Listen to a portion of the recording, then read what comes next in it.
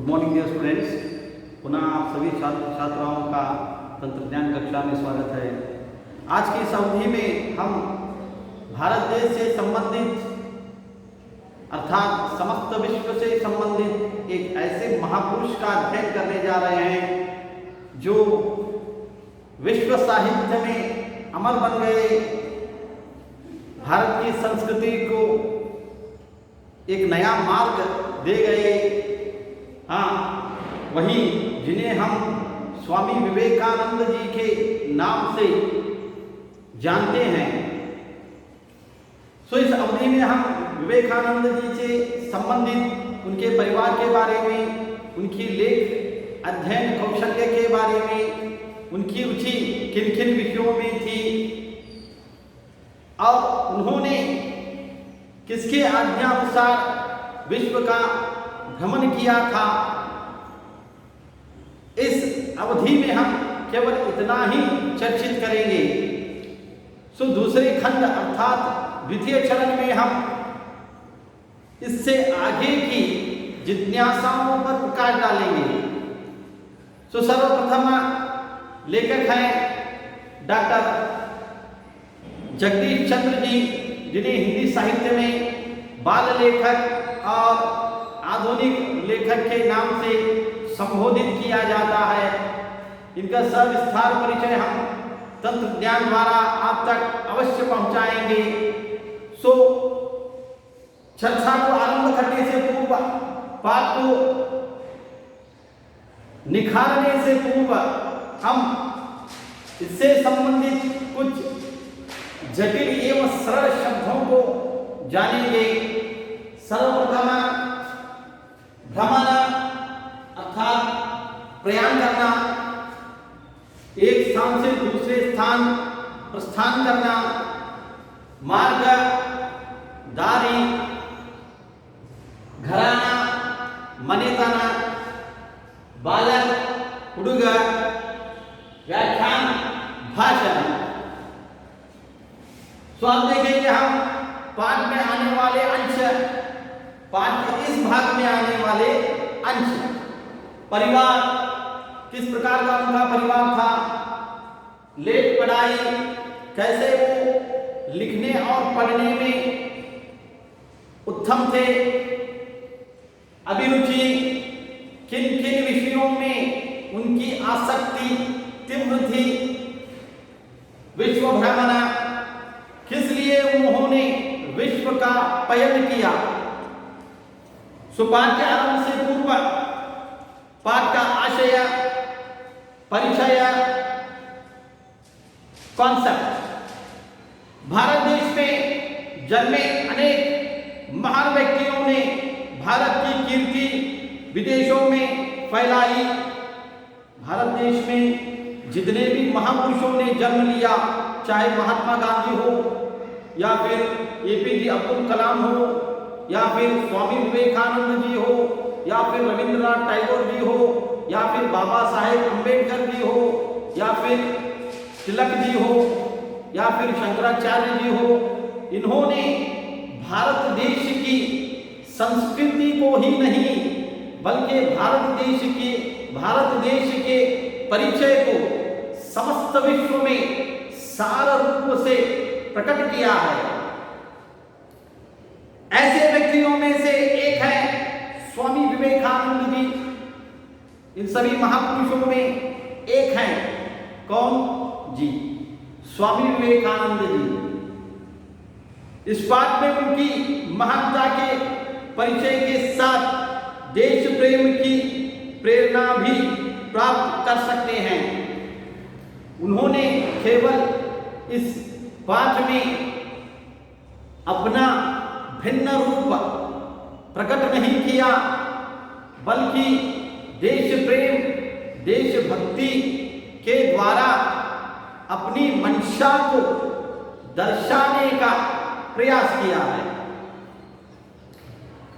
पाठ के प्रथम पंक्ति देखिए, भारत के इतिहास में स्वामी विवेकानंद का नाम अमर है। समस्त भारत देश के इतिहास में स्वामी विवेकानंद जी का नाम अमर है।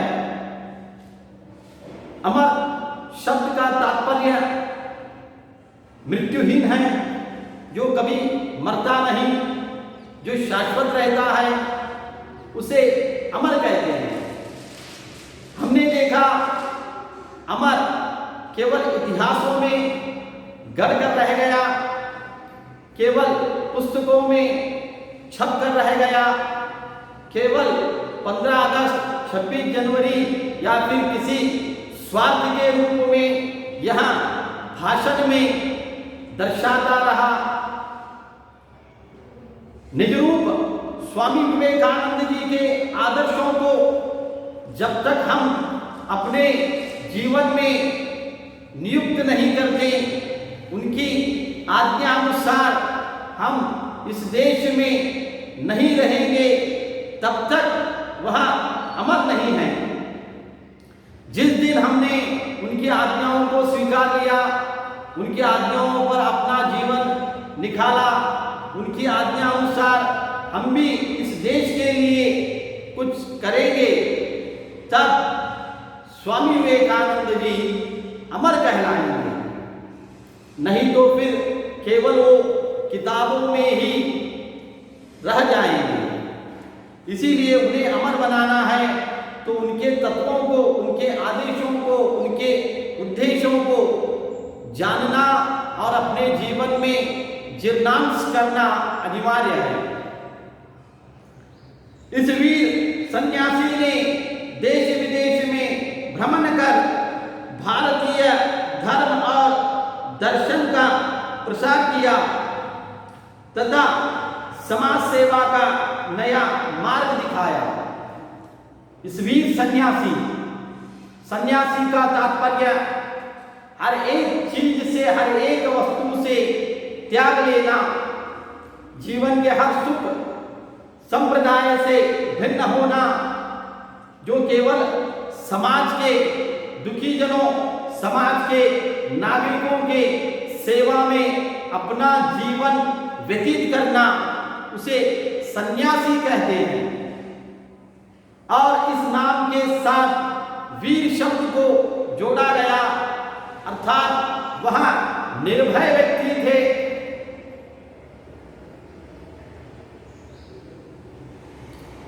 इस निर्भय सामान्य व्यक्ति ने देश के महान तत्वों को सारे विश्व में दर्शाने का, अर्थात दर्शा ही दिया।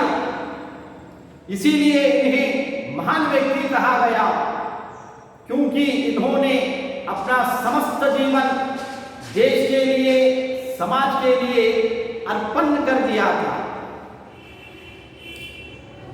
इसी दिशा में वह केवल भारत में ही नहीं, समस्त विश्व में भ्रमण करते हैं। किस लिए? भारत के रूप को दर्शाने के लिए।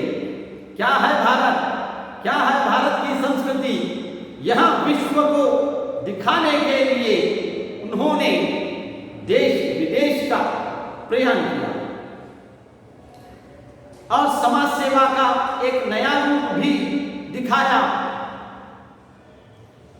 स्वामी विवेकानंद का जन्म 12 जनवरी 1863 को कलकत्ते के एक कायस्थ घराने में हुआ था। स्वामी विवेकानंद जी का जन्म सामान्य रूप से हर एक बालक से लेकर हर एक युवा तक तथा वृद्ध व्यक्ति को भी स्मरण रहता है। ऐसे महान थे ये, तभी तो यहाँ अमर बने। इनका जन्म 12 जनवरी 1863 को कलकत्ता के, पश्चिम बंगाल, कलकत्ता के एक कायस्थ घराने में हुआ। कायस्थ शब्द का अर्थ शिक्षा से, संस्कृति से, संप्रदाय से, सामाजिक दृष्टि से, आर्थिक दृष्टि से और कानूनी दृष्टि से संपन्न रहने वाले घराने को कायस्थ कहते हैं। ऐसे घराने में जन्मित बालक को विद्याभ्यास प्राप्त करने की रुचि अवश्य बनती है।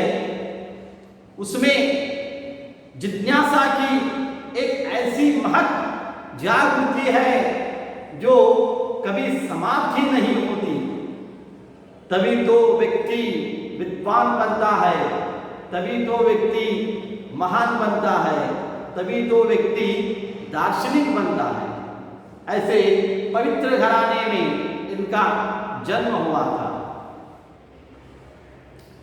उनके बचपन का नाम नरेंद्र देव था, बाल्य नाम था नरेंद्र देव।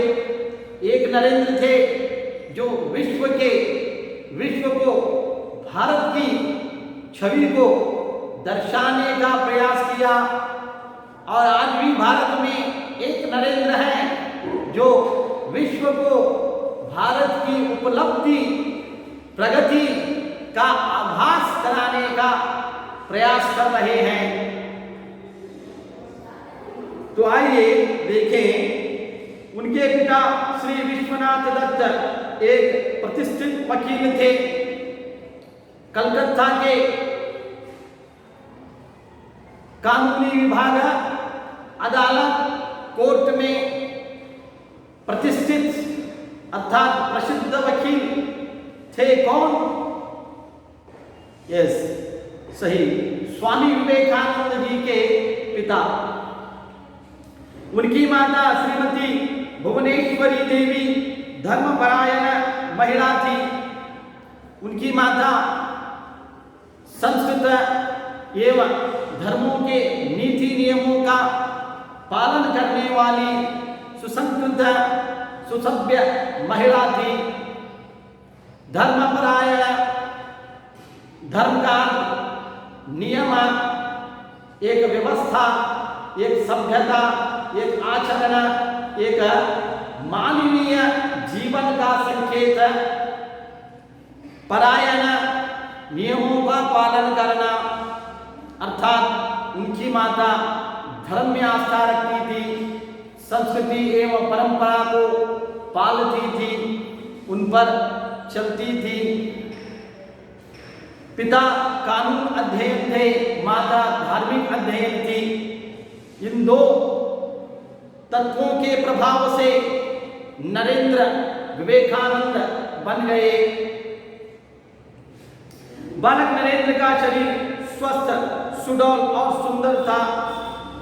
नरेंद्र जी का अर्थात स्वामी विवेकानंद जी का बाल्य से ही अत्यंत आरोग्य, अत्यंत सुडौल अर्थात गोलाकार सुंदर बलिष्ठ देह के व्यक्ति बालक थे। हमेशा स्वस्थ रहते थे, आरोग्यदायक, हमेशा सुंदर दिखते थे। मुख पर ऐसे पवित्र लक्षण थे जिन्हें देखकर हर एक कठोर हृदय पिघल जाता था। कुश्ती लड़ने, दौड़ लगाने, घुड़सवारी करने और तैरने में उन्हें बड़ा आनंद मिलता था। देखिए, विवेकानंद जी की बाल्य आसक्ति केवल पुस्तकों में नहीं थी, केवल व्याख्यान बनाने में नहीं थी, केवल कहानियां सुनाने में नहीं थी, साथ ही कुश्ती लड़ने में, दौड़ लगाने, घुड़सवारी करने, तैरने और संगीत खेल कूद में भी उन्हें बड़ा आनंद मिलता था, बड़ी रुचि थी। वे संगीत एवं खेल कूद की प्रतियोगिताओं में भी भाग लिया करते थे। आज के बालक यानी कि आप केवल किताबों में रहते हैं, या तो फिर क्रीड़ा में रहते हैं, या तो फिर कल्चर एक्टिविटीज में, लेकिन स्वामी विवेकानंद जी इन सभी में प्रतियोगिता भागी बनकर नियुक्त होते थे। तभी तो उनकी मस्तिष्क 140 क्रॉस थी। नरेंद्र आरंभ से ही पढ़ाई लिखाई में बड़े तेज थे।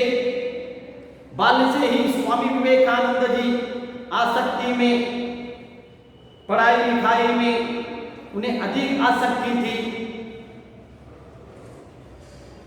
जब भी वो वहाँ एक किताब पढ़ते, एक अध्ययन पढ़ते, संपूर्ण पढ़ते, उस विषय को जीर्ण करते, ताकि उस पाठ का, प्रश्न का, वाक्य का हर एक अक्षर उनके मस्तिष्क में, नेत्र में छप जाता था। ऐसी थी उनकी अध्ययन कौशल्य। वे अपने स्कूल में सर्वप्रथम रहा करते थे। ऐसे अध्ययन करने वाले बालक हमेशा उनकी कक्षा में ही नहीं, समस्त पाठशालाओं में उत्तीर्ण रहते हैं। जैसे स्वामी विवेकानंद जी थे, एंट्रेंस परीक्षा में भी वे प्रथम श्रेणी में उत्तीर्ण हुए थे। जिस तरह से हर एक पाठशाला में एंट्रेंस परीक्षा ली जाती है, प्रवेश परीक्षा, उस प्रवेश परीक्षा में भी विवेकानंद जी समस्त पाठशालाओं में सबसे अधिक अंक लेकर उत्तीर्ण हुए थे। इसीलिए अध्ययन को मन से अध्ययन करें, अवश्य ज्ञान प्राप्त होगा, जैसे विवेकानंद जी को हुआ था। बीए की परीक्षा पास करने के बाद उन्होंने कानून का अध्ययन प्रारंभ किया। इसी बीच में उनके पिता का देहांत हुआ। बीए की परीक्षा पूर्ण हुई, ग्रेजुएट बन गए। इसके उपरांत विवेकानंद जी ने कानून का अध्ययन करने का निर्णय लिया, पिता के मार्ग पर चलने का संकल्प उठाया। लॉ कॉलेज में कानून पाठशाला में अपना प्रवेश किया। जैसे ही उनकी कानून अध्ययन आरंभ हुई थी, बीच में ही पूर्ण होने से पूर्व ही उनके पिताजी का देहांत हो गया। इस दुख को वह सह न सके, परंतु अध्ययन तो रह गया।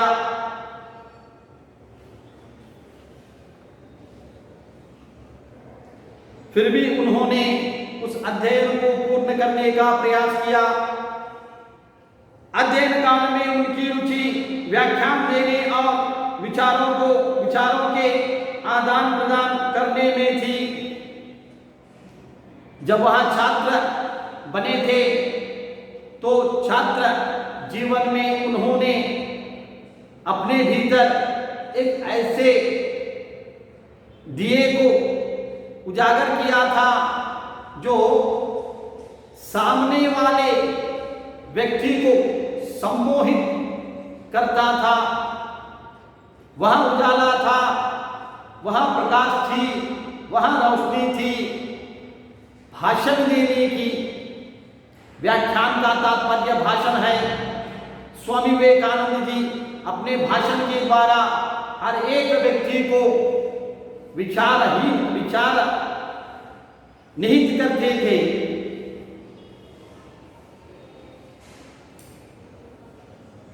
आदान स्वीकारना, प्रदान अर्पण करना, ऐसे गुण भी उनमें थे। वह केवल अपनी बात ही नहीं कहते, सामने वाले व्यक्ति की बात भी सुनते और अपनी मंशा भी प्रकट करते। इसी कारण उन्होंने अपने कॉलेज में एक व्याख्यान समिति बनाई थी और कई प्रतियोगिताओं का आयोजन भी किया था। आयोजन का तात्पर्य व्यवस्था है। इसलिए स्वामी विवेकानंद जी चाहते थे उनके सारे मित्र व्याख्यान समिति का एक सदस्य बने, अर्थात भाषण देने की कला उनमें भी निखरे, उनमें भी नियुक्त हो जाए, वह भी स्वस्थ और व्यवस्थित शब्दों के उच्चारण कर्ता बन जाए। इसीलिए स्वामी विवेकानंद जी ने व्याख्यान समिति बनाई थी और हर एक प्रतियोगिता की व्यवस्था भी वहां स्वयं करते थे, चाहे खेल हो या भाषण स्पर्धा हो या अन्य स्पर्धा हो। पाश्चात्य विज्ञान तथा दर्शन का भी उन्होंने अध्ययन किया। पाश्चात्य विज्ञान, भारतीय विज्ञान, आयुर्वेदिक विज्ञान है, पाश्चात्य विज्ञान, तंत्रज्ञान विज्ञान है। उन्होंने भारतीय जीवन के साथ पाश्चात्य जीवन का भी अध्ययन किया, वहाँ के विद्याभ्यास का भी अध्ययन किया और दर्शन का भी जो उनकी संप्रदाय से दर्शता है उसका भी अध्ययन किया। किशोरावस्था से ही नरेंद्र दार्शनिक एवं धार्मिक विचारों में तल्लीन रहते थे। तल्लीन शब्द का अर्थ मुनुगुवुदु, संपूर्णವಾಗಿ ಅದರಲ್ಲಿ ಮುನುಗುವುದು, ಅದಕ್ಕೆ तल्लीन अंतारे। तो ऐसे स्वामी विवेकानंद जी हर एक विषय में पूर्णता से मग्न हो जाते थे। जब तक उन्हें उस भाषा का, उस विषय का संपूर्ण रूप से आभास नहीं होता, ज्ञान नहीं होता, तब तक वह उसी भाषा, उसी विषय में मग्न रहते थे।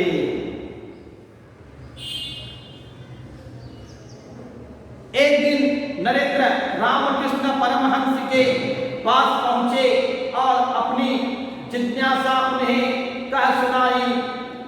रामकृष्ण परमहंस ने नरेंद्र को अपना शिष्य स्वीकार किया। एक दिन उन्होंने सुना, रामकृष्ण परमहंस जी का नाम, हाँ वही पश्चिम बंगाल में काली मंदिर के पुजारी थे, गुरु थे वहाँ के, कई सारे शिष्य थे इनके, कई लोग इनका प्रवचन सुनने वहाँ आया करते थे। एक दिन स्वामी विवेकानंद जी भी उनके प्रवचन में भागीदार हो गए, शामिल हो गए। जितने भी श्रोता करता थे उनमें एक स्वामी विवेकानंद भी बन गए। प्रवचन पूर्ण होने के उपरांत विवेकानंद जी उनके सम्मुख जाकर उनसे प्रश्न किया, क्या मृत्यु है? क्या मृत्यु के बाद भी जीवन है? तो वहाँ कैसा है? क्या भगवान है? वहाँ कहाँ है? क्या वहाँ सृष्टि चलाता है? कैसे चलाता है? ऐसे शब्दों से उन्हें प्रश्न स्वरूप प्रस्ताव किया। तब रामकृष्ण परमहंस जी को एहसास हुआ कि अगर कोई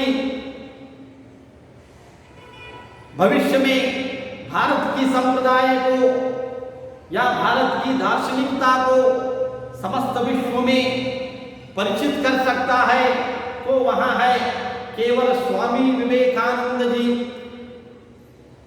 इसीलिए उन्होंने उन प्रश्नों से प्रभावित होकर विवेकानंद जी को अपना परम शिष्य मान लिया और उन्हें देश विदेश का भ्रमण कर भारत के तत्व एवं दर्शन और संस्कृति का प्रचार करने के लिए कहा।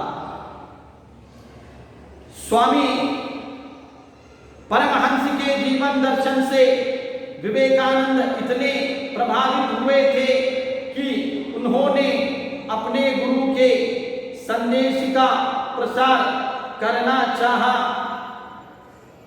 प्रसार विस्तार मारुವುದು, जनता को सत्य की राह दिखाने के लिए सितंबर सन 1893 को वे संयुक्त राज्य अमेरिका गए। समस्त विश्व को सत्य का मार्ग बताने के लिए, अर्थात मानव गुणों को जागृत करने के लिए मनुष्य का निज रूप मानवता है, उसको जगाने के लिए स्वामी विवेकानंद जी ने 1893 को संयुक्त राज्य अमेरिका गए। उस समय वहां शिकागो नगर में सर्वधर्म सम्मेलन हो रहा था। उस समय भारत देश स्वतंत्र नहीं हुआ था, इसलिए स्वामी विवेकानंद जी को अपने गुरु की आज्ञा अनुसार किसी के सहकार के बिना ही वैयक्तिक रूप से उस सम्मेलन में प्रवेश करना पड़ा। वह सम्मेलन था अपने देश के रूप को, धर्म को, संस्कृति को प्रसार करने का। तो अमेरिका के शिकागो नगर में चलने वाले यहां सर्वधर्म सम्मेलन में विवेकानंद जी भारत की ओर स्व प्रयास से गए थे। इस महासभा में विवेकानंद ने भारतीय धर्म और तत्वज्ञान पर भाषण दिया। स्वामी विवेकानंद जी वहां पर 2 दिन या 1 दिन पूर्व ही गए थे। जाने के बाद स्वामी विवेकानंद जी का स्वागत हुआ, रहने का, आवास का, भोजन की व्यवस्था की गई। जब स्वामी विवेकानंद जी को विश्रांत गृह में ले गया, वहां पर विश्रांति की उच्च व्यवस्था थी, भोजन उच्च रूप से प्रस्ताव किया गया।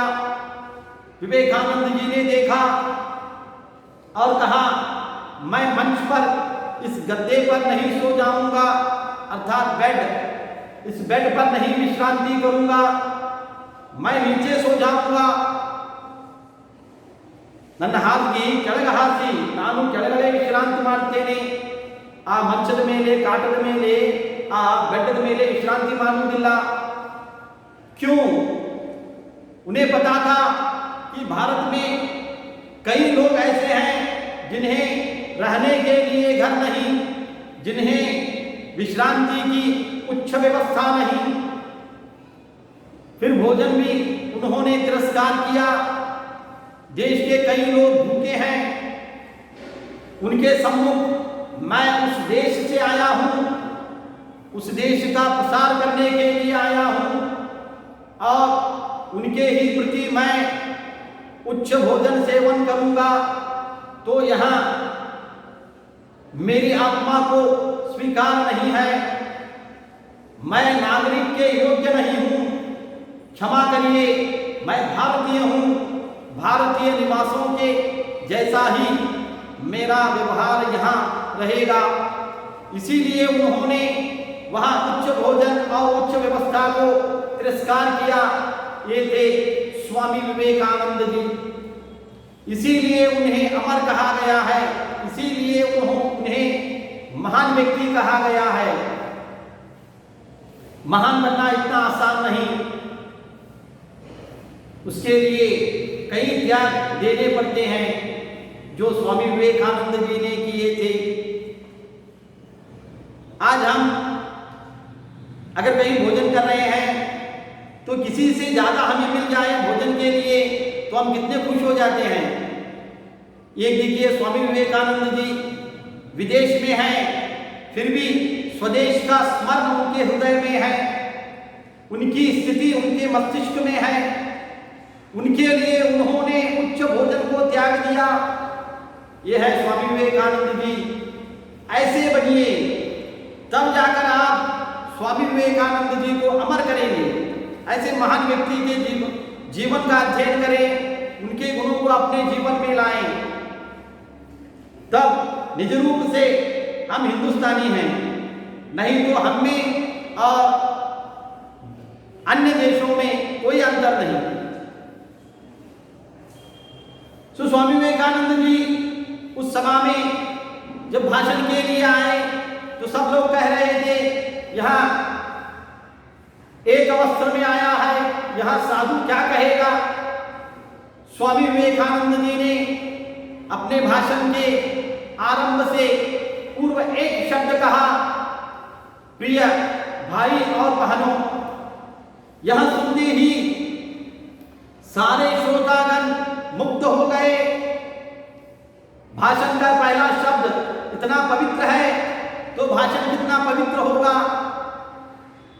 अगर इस मनुष्य का हृदय इतना स्वच्छ है तो वहां उस देश की संस्कृति कितनी पवित्र होगी, वहां कितनी मानवता होगी, वहां निज रूप से मनुष्य रहते होंगे।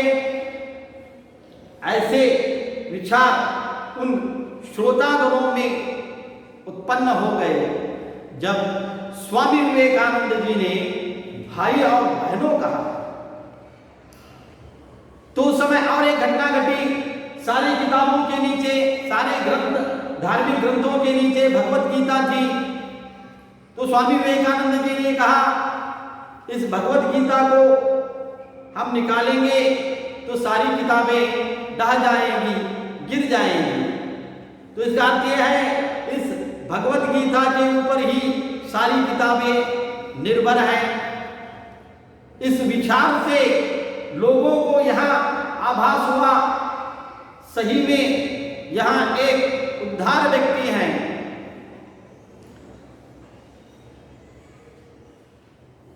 उनका भाषण बड़ा गंभीर एवं हृदय स्पर्शी था। गंभीर, आड़वाद, हृदय स्पर्शी, हृदय तट्टुवंत ऐसा भाषण दिया कि लोग उनके शिष्य बन गए। उनकी वाणी सुनकर श्रोतागण मुग्ध हो गए। कुछ समय तक वे अमेरिका में ही रहे और अपने भाषणों द्वारा लोगों को त्याग और संयम का पाठ पढ़ाया।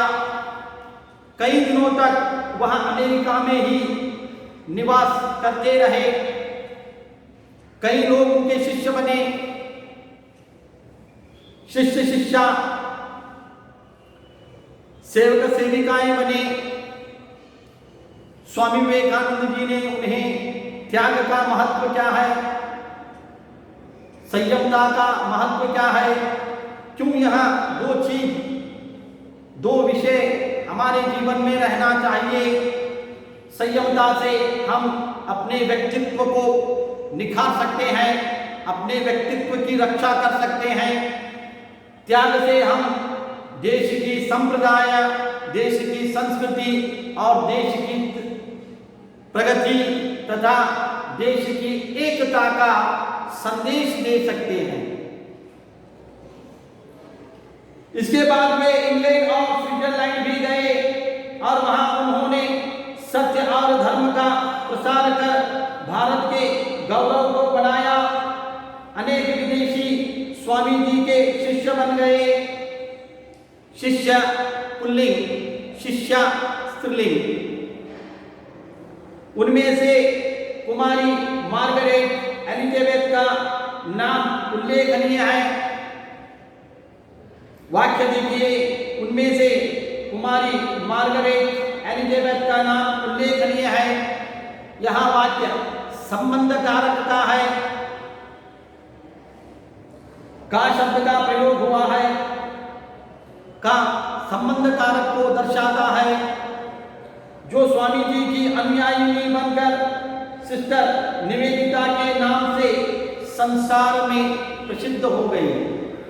यहाँ मार्गरेट एलिजाबेथ स्वामी जी की शिष्या बनने के बाद में उस शिष्या का नाम सिस्टर निवेदिता से संबोधित किया गया। यहाँ सिस्टर निवेदिता सारे विश्व में स्वामी जी की शिष्या बनकर प्रसिद्धि प्राप्त करती है। तो यहाँ पर हम इस पाठ के प्रथम चरण को स्थगित करते हैं, रोकते हैं और अगले चरण में हम स्वामी विवेकानंद जी की निस्वार्थ समाज सेवा, कैसे उन्होंने देश के लोगों को देश के लिए संबोधित किया, एकत्र किया, कैसे उनमें देश की आने वाले भविष्य की प्रगति को उजागर किया, इन सभी विषयों पर हम अगले चरण में अध्ययन करेंगे। तो हमने देखा परिवार, माता पिता नरेंद्र जी, माता थी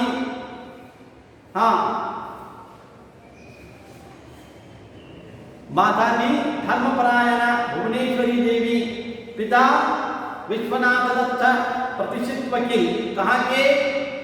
कलकत्ता के।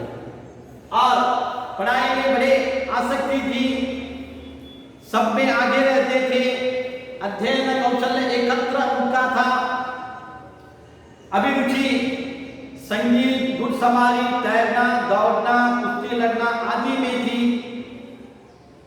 विश्व भ्रमण, गुरु की आज्ञा अनुसार सारे विश्व को उन्होंने भारत की पवित्रता का परिचय दिया।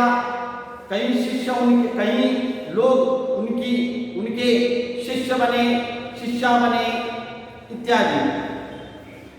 अब इस बात से संबंधित ग्रह कार्य नरेंद्र की रुचियों को लेकर भी संग्रह करें।